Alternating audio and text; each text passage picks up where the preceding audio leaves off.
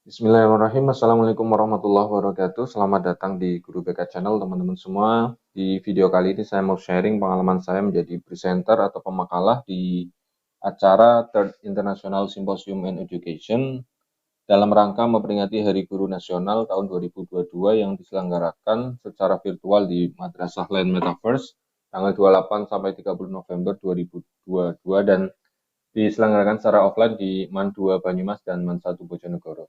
Adapun saya menulis artikel layanan klasikal melalui podcast di ruang BK Digital, solusi guru BK tidak mengajar di kelas. Saya Abdul Mujib SKOMI, Sarjana Komunikasi Islam. Untuk email ada di abdulmudo@gmail.com. Saya guru BK di MTSN 1 Banyumas. Ini adalah artikel yang saya tulis, full artikelnya di Microsoft Word. Ya, ada layanan klasikal, kemudian ada judul, ada abstrak di sini, bahasa Inggris dan bahasa Indonesia. Ini sesuai template dari jurnal Madaris ya teman-teman. Ini pendahuluan, kemudian poin B-nya adalah kajian pustaka, C-nya adalah metode penelitian, D hasil dan pembahasan, kemudian E adalah penutup. Ya. Kemudian ada daftar pustaka menggunakan APA Style atau American Psychological Association. Ya, nanti teman-teman bisa melihat di template-nya jurnal Madaris. Untuk teman-teman yang belum tahu tentang ISO dan jurnal Madaris, saya akan cerita sedikit. Untuk ISO sendiri, ini sudah yang ketiga kalinya digelar. Ya, di sini ada tema-temanya, misalkan di sini temanya adalah World Class Education, dan subtemanya ada kurikulum merdeka sampai teknologi metaverse dalam pendidikan. Dan alhamdulillah setelah saya submit artikel saya, diterima oleh panitia dan masuk dalam SK penetapan makalah ya. Penetapan pemakalah The Third International Symposium Education tahun 2022. Didatangani oleh Kasubdit Bina GTK MI MTS, Direktorat GTK Madrasah, Kemenak RI Dr. Haji Ainur Rafiq MAG. Dan ketua panitianya adalah Bapak Suyitman MPDI. Alhamdulillah saya masuk di pemakalah yang diambil banyak 20 pemakalah dari semua yang masuk.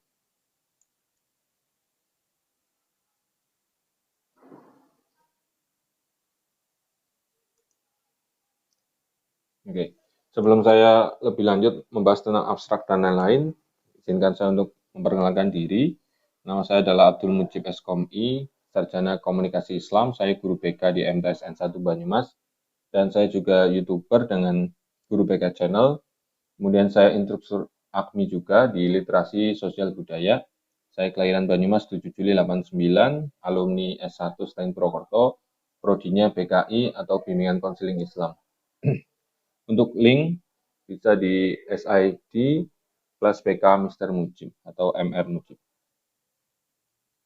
Kalau kita buka, ya, saya menggunakan Google Sites untuk menulis profil saya yang juga bermaksud untuk mendokumentasikan ya setiap kegiatan saya. Di sini ada menu home, profil tentang BK, ada literasi, ada ISO juga. Ya, coba kita lihat. Ini dokumentasi saya di pemakalah ya, Third International Symposium ISO tanggal 28 sampai 30 November. Kemudian dokumentasi saya di instruktur AKMI, Literasi Sosial Budaya. Kemudian pemateri juga di PKI Zone pada hari Kamis 13 Oktober 2022 dan diskusi dengan alumni PKI UIN Saizu di hari Kamis juga 11 Agustus 2022. Pendidikan saya semuanya di Purwokerto, kemudian diklat dari Latsar sampai PJJ Moderasi Beragama di BDK Semarang, pengalaman menulis di Republika, Kompas, Suara Merdeka, dan lain-lain.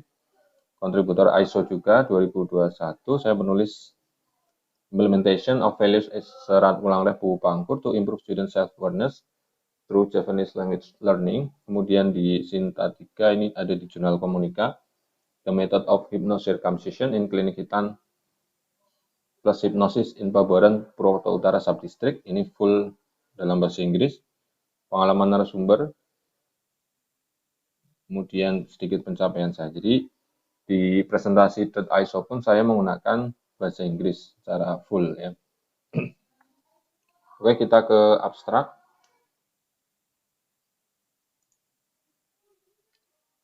Sebenarnya penelitian ini saya buat dalam menjawab keresahan saya sebagai guru BK yang dalam POPBK dan Permendikbud nomor 111 2014 itu setidaknya guru BK itu memberikan layanan klasikal sebanyak 35% sampai 45%, tapi di kurikulum 2013 dan kurikulum Merdeka, kalau kita baca struktur kurikulumnya, maka tidak ada BK di situ. Bahkan di KMA 347, implementasi KM di madrasah juga tidak masuk dalam struktur kurikulum. Artinya, beberapa aturan ini ada yang tidak sinkron atau tidak sejalan atau malah bertolak belakang. Jadi sebagai guru BK harus menyikapinya bahwa ini sebagai sebuah problem iya, tapi harus dicari alternatif dan solusinya.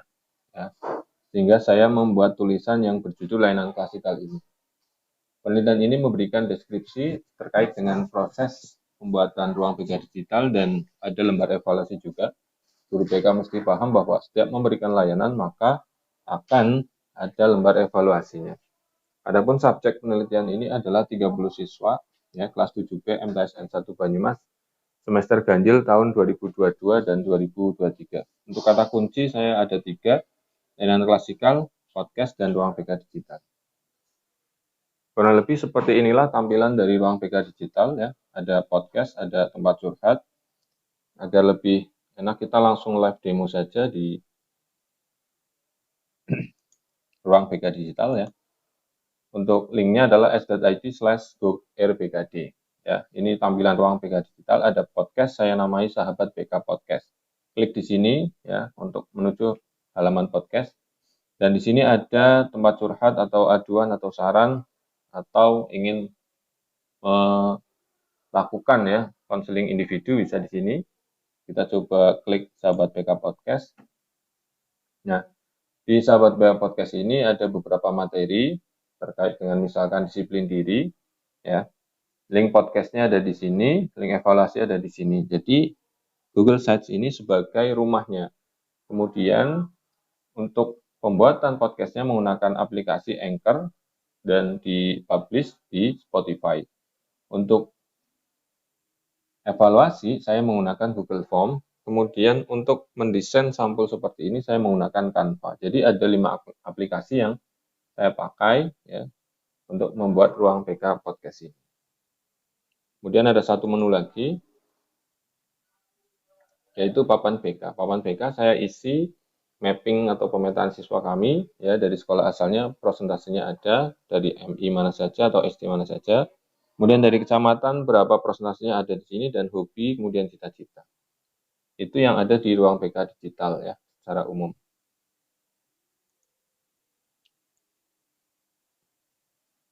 Oke, sekarang ke pendahuluan.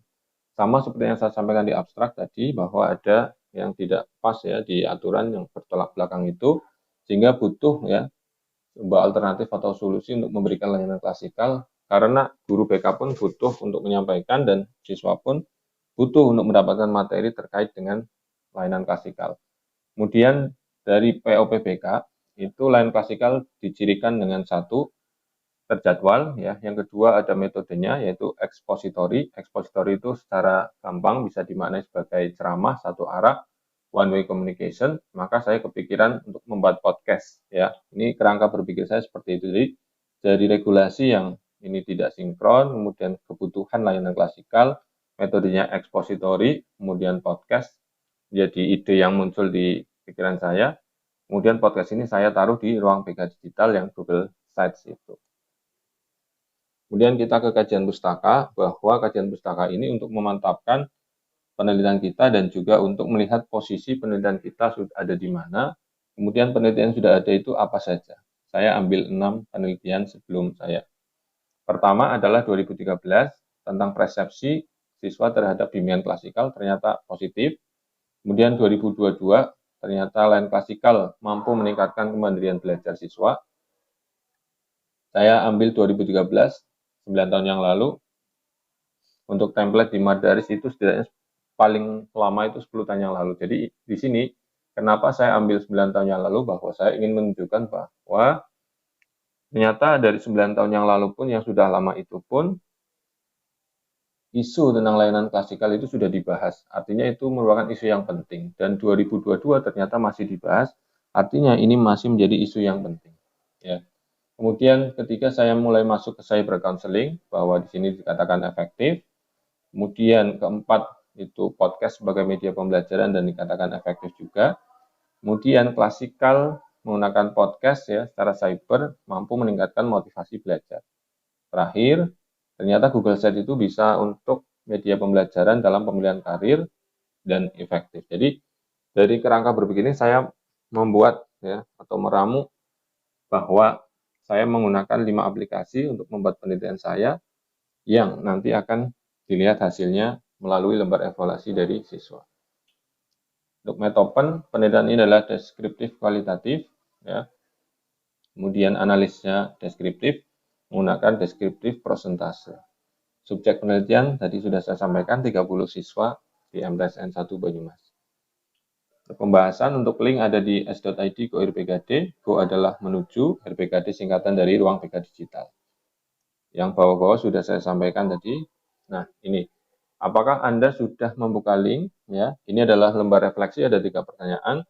Kemudian hasilnya 96,7% sudah, dan satu orang ini 3,3% belum. Tapi ternyata dari pertanyaan selanjutnya, atau nomor 2 ini, apakah ruang BK Digital menarik? Nah, 100% menarik. Artinya yang satu belum buka ini sebenarnya sudah membuka. Ya. Kemudian apakah ruang BK Digital efektif? 100% menjawab efektif. Ini merupakan lembar refleksi terhadap ruang BK Digital yang dibuat. Kemudian lembar evaluasi berisi 6 pertanyaan. Saya singkat saja, apakah saya memahami materi yang disampaikan? Ya, cuma satu anak menjawab kurang setuju. Jadi ada 76,6% setuju dan sangat setuju, 20% cukup setuju. Nah, di pertanyaan-pertanyaan selanjutnya, ini sama, guru BK mesti tahu, lembar refleksi dari layanan klasikal. Ini intinya tidak ada yang menjawab kurang setuju ya, atau hanya maksimal itu satu anak di jawaban kurang setuju. Rata-rata 80%, 90% siswa itu setuju dengan ruang BK digital. Oke. Nah, di pembahasan ini solusi ya, ruang BK digital sebagai solusi guru BK tidak masuk kelas, bahwa karena di era cyber ini itu pendidikan sudah bermigrasi memanfaatkan teknologi. Di penutup ini masih saya bahas tentang Permendikbud nomor 111 2014 dan PUPPK ya, yang berbeda dengan di kurikulum Merdeka. Ini menuntut, ini tidak menyediakan ya. Jadi guru BK harus mencari solusi, dan saya melihat podcast ini sebagai solusi karena irit kuota juga dan menurut siswa efektif dan menarik. Dan harapan saya adalah penelitian ini bisa dibaca oleh banyak guru BK dan bisa dimanfaatkan secara luas dan secara praktis bisa diterapkan.